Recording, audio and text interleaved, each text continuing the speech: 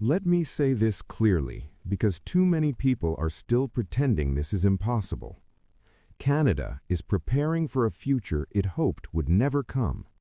And no, I'm not talking about some abstract geopolitical theory or a think tank white paper buried in Ottawa.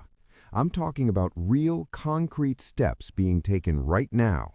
Steps that tell you Canadian leadership is no longer taking anything for granted. Canada is watching the world carefully, and what they're seeing is deeply unsettling. They're watching what's happening to Ukraine. They're watching what Russia has normalized. And they're watching how the language of authoritarianism spreads from Moscow to Washington, almost word for word. Because language always comes before action.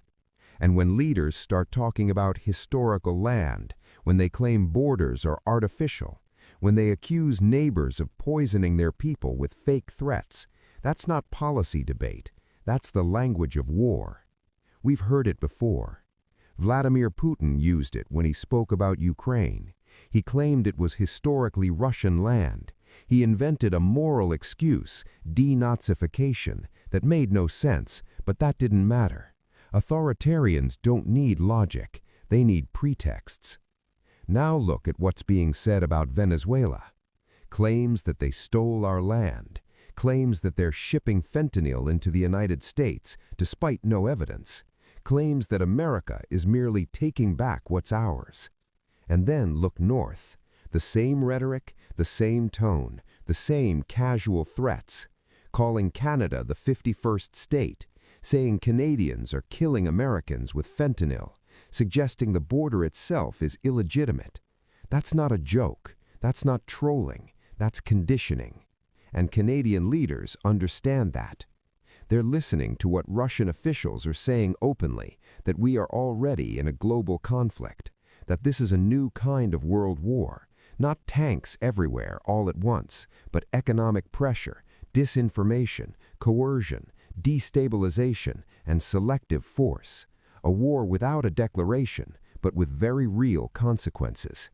And here's the question Canada is asking right now. If this is a world sliding toward confrontation, where does the United States stand? Because from Canada's perspective, the answer is no longer comforting. Europe knows where it stands. Australia knows where it stands. Canada knows where it stands. But the United States? Increasingly, it looks unreliable, even hostile. That's why something extraordinary is happening.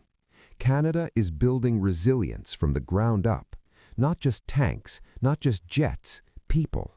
A civilian force, potentially 300,000 strong. Not a militia in the cartoonish sense, not people playing soldier, but a distributed, trained civilian network, people with real skills. First responders, IT specialists, radio operators, search and rescue teams, emergency planners, logistics coordinators, people who can keep society functioning under pressure. Because modern war doesn't just hit the battlefield, it hits infrastructure, supply chains, communications, trust. Canadian military leadership has been blunt about this. They've said openly, the world has changed. For years, Canada divested from air defense because it didn't seem necessary. The focus was counterinsurgency, peacekeeping, stabilization missions. That era is over. The air is now contested. Threats are no longer theoretical, and Canada is adjusting accordingly. Recruitment is increasing, training is modernizing, experience is already there, from Afghanistan, from Eastern Europe, from decades of peacekeeping and hybrid warfare exposure.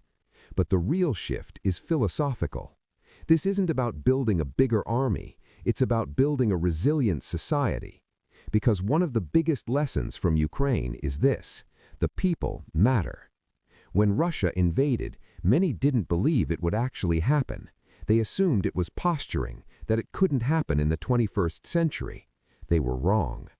And what stopped the advance in critical moments wasn't overwhelming military force, it was ordinary citizens. Civilians who refused to flee, civilians who sabotaged logistics, civilians who coordinated under chaos, civilians who turned cities into obstacles instead of prizes. Places that should have fallen quickly didn't, because the people themselves became the defense. Canada is paying attention to that lesson. And it's also paying attention to something else: trust. Trust in allies, trust in suppliers, trust in weapons systems. There is now open discussion in Canada about whether it makes sense to rely so heavily on American military hardware when political leadership in the US has shown it's willing to weaponize dependence. If software updates can be controlled elsewhere, if systems can be restricted elsewhere, then sovereignty becomes conditional. That's why Canada is exploring alternatives, systems that may not be as flashy, but that come with shared production, shared control, and long-term independence. This isn't anti-American sentiment, it's survival logic. Because when rhetoric turns hostile, prudence replaces nostalgia. And this isn't just happening at the federal level. Provincial leaders are pushing back too, openly, forcefully. They're saying they won't roll over while industries are attacked, while workers are threatened, while economic pressure is used as leverage. They're talking directly to U.S. governors, senators, lawmakers, many of whom privately admit they don't agree with the direction things are going, but are too afraid to say so publicly. That fear matters, because fear creates silence, and silence creates permission.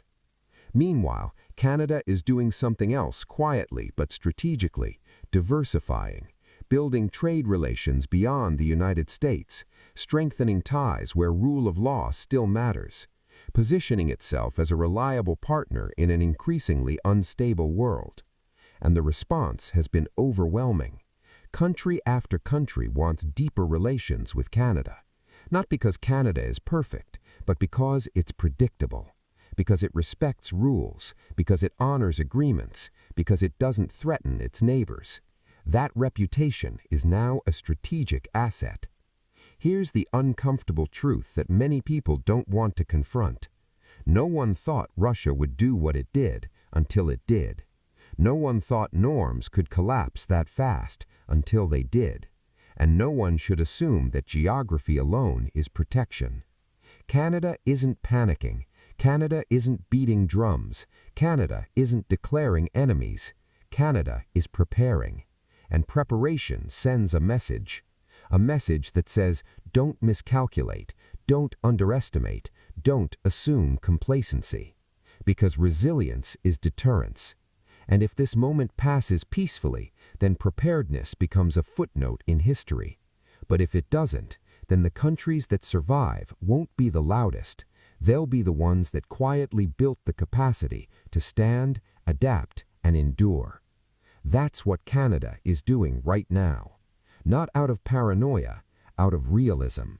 And whether people like it or not, realism is what this moment demands. Because hope without preparation is not optimism, it's vulnerability. And Canada has decided it won't be vulnerable anymore.